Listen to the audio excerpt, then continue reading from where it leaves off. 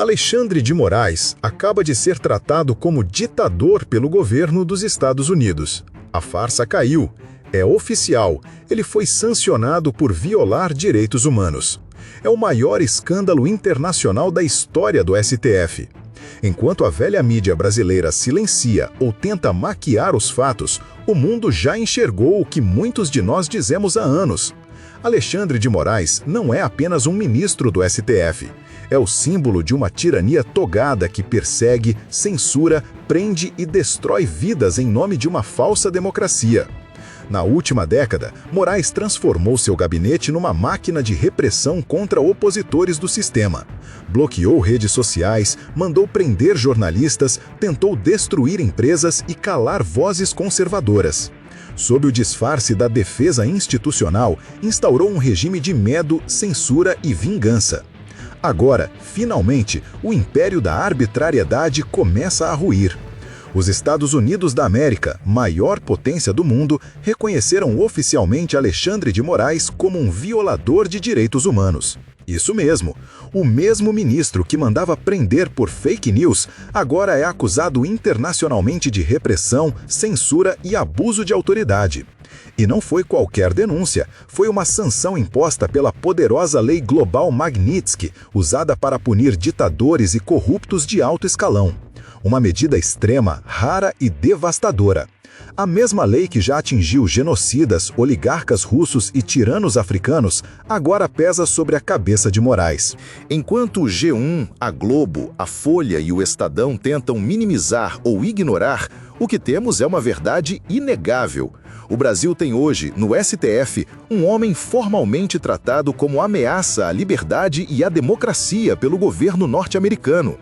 Foi numa transmissão ao vivo, em tempo real, que a bomba estourou. Alexandre de Moraes, ministro do Supremo Tribunal Federal, apareceu oficialmente na lista de sanções dos Estados Unidos. O motivo? Violações graves de direitos humanos, censura política e perseguição a opositores. Exatamente o que milhões de brasileiros vêm denunciando, mas que a imprensa insiste em acobertar. A reação foi imediata. Gritos, aplausos, comemoração. Afinal, era o símbolo da injustiça finalmente sendo tratado com o peso da lei internacional. E não por qualquer lei. A sanção foi imposta pela Global Magnitsky Act, legislação severa que só entra em ação quando há provas robustas de abusos sistemáticos. Alexandre de Moraes está agora no mesmo patamar de déspotas sancionados por tortura, corrupção e repressão violenta ao povo. O documento do Departamento do Tesouro dos Estados Unidos não deixou espaço para dúvidas.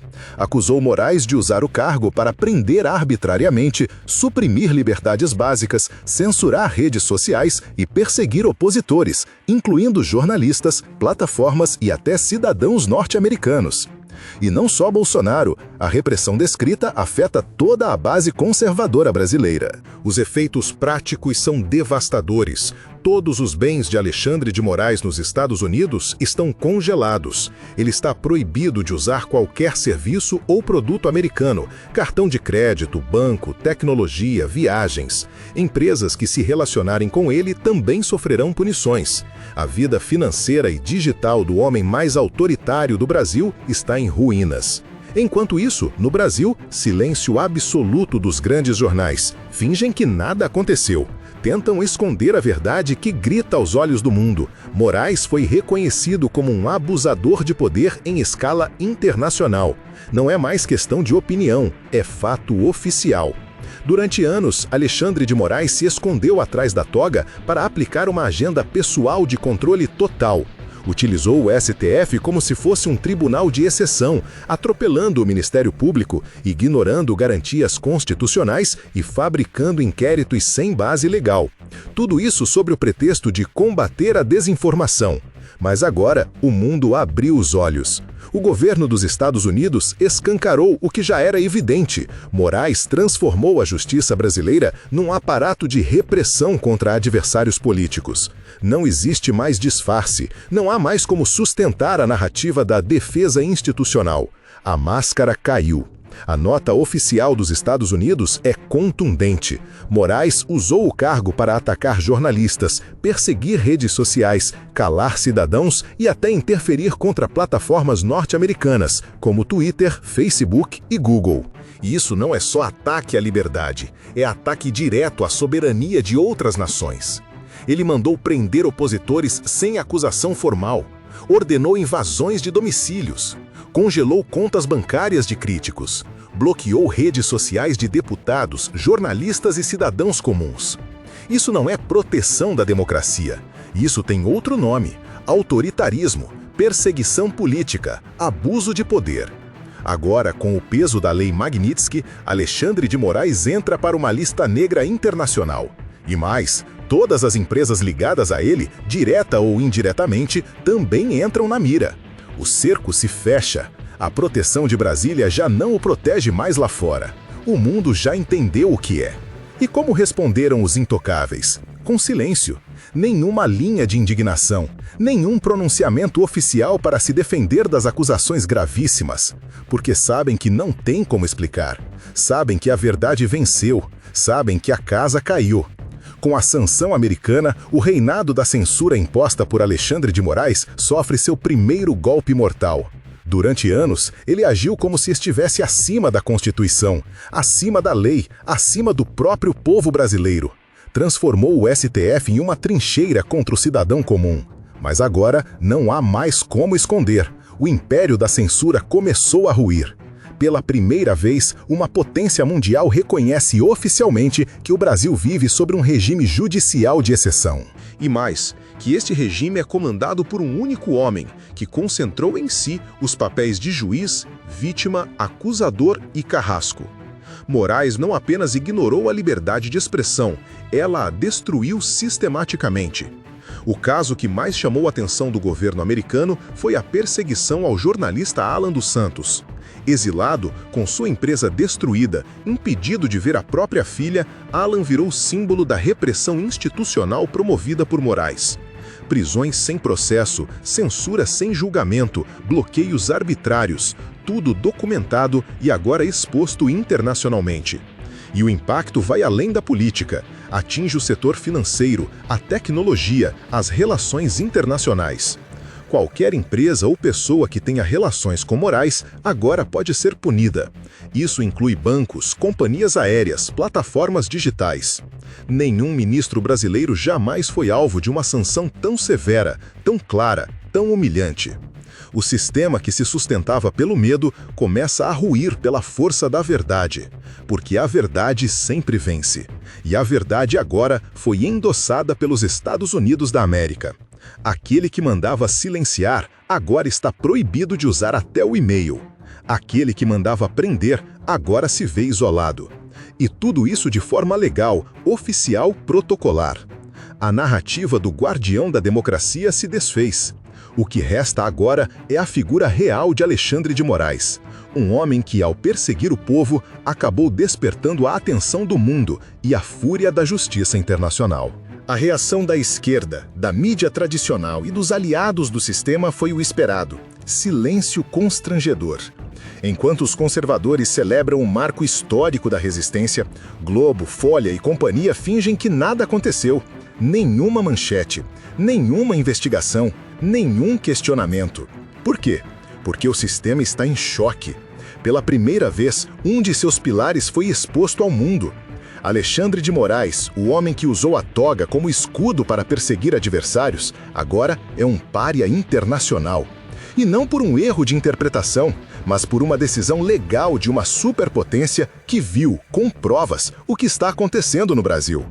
A verdade é que eles sabiam, sempre souberam.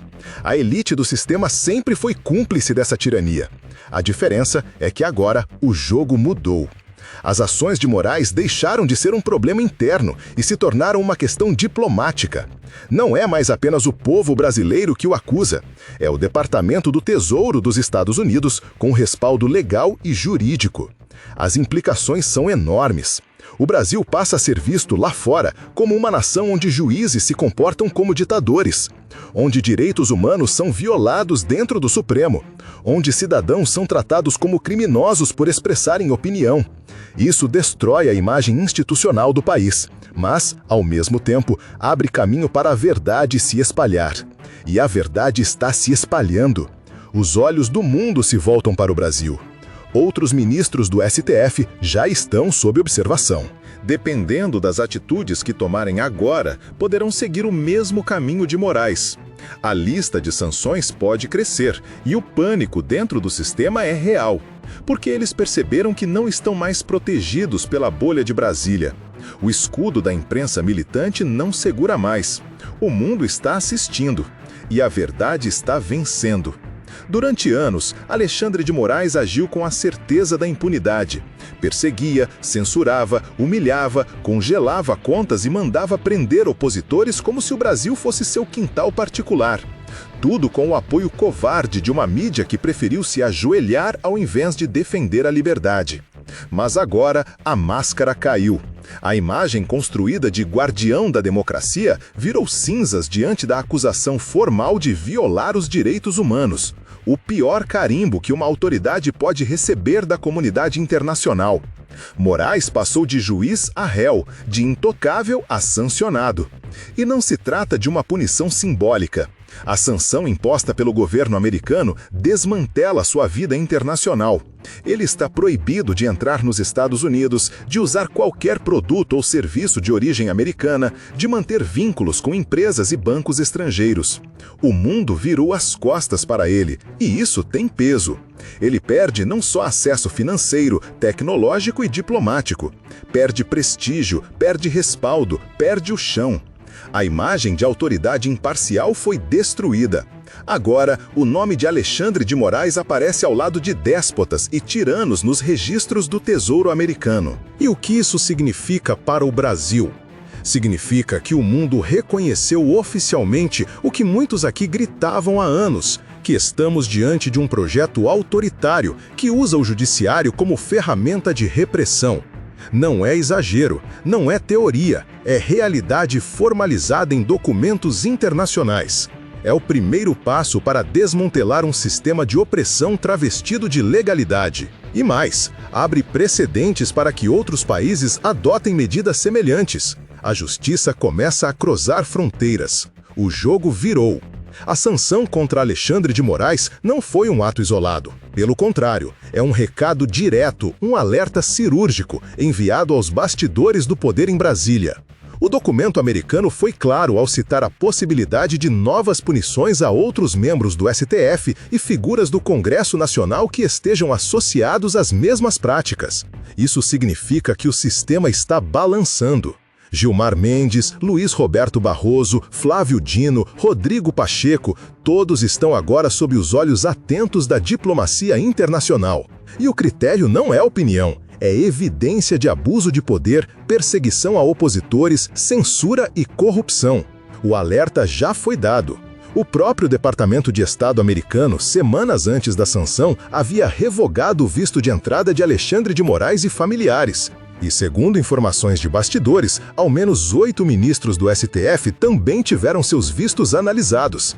Isso é gravíssimo.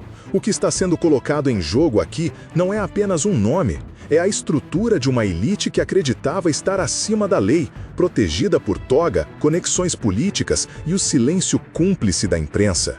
Mas agora, esse castelo de areia começa a desmoronar. Aqueles que hoje tentam fingir neutralidade, que se escondem atrás de discursos técnicos e palavras bonitas, sabem, se seguirem apoiando abusos, também cairão. O mundo está assistindo, e mais cedo ou mais tarde, a justiça internacional pode bater na porta de cada um deles. Alexandre de Moraes foi só o começo.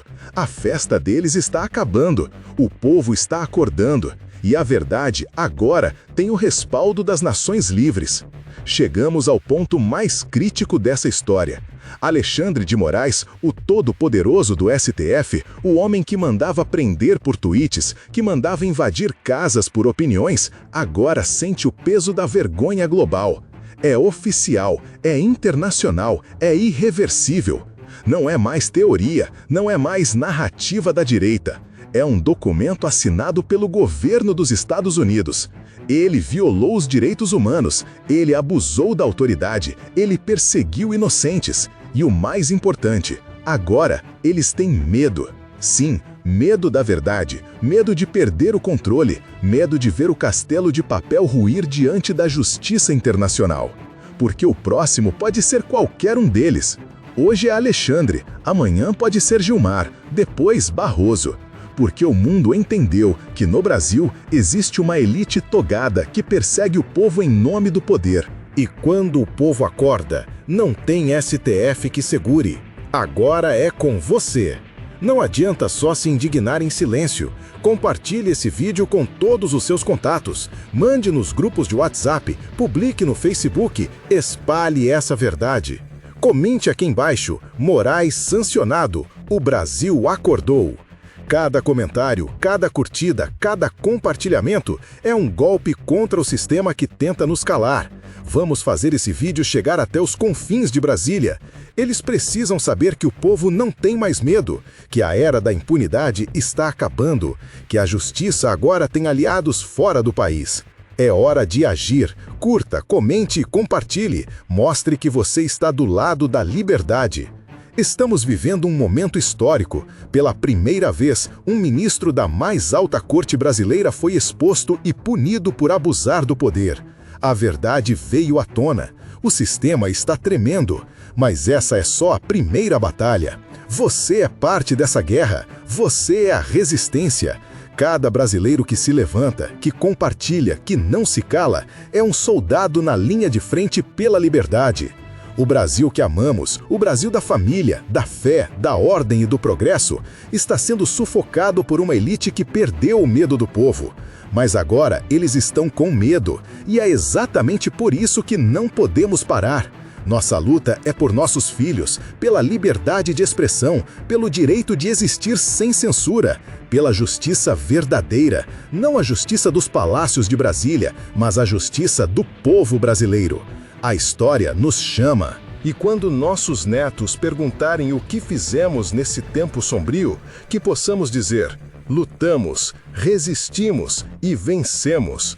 Compartilhe, comente, levante a sua voz, porque a liberdade exige coragem e o Brasil depende de você.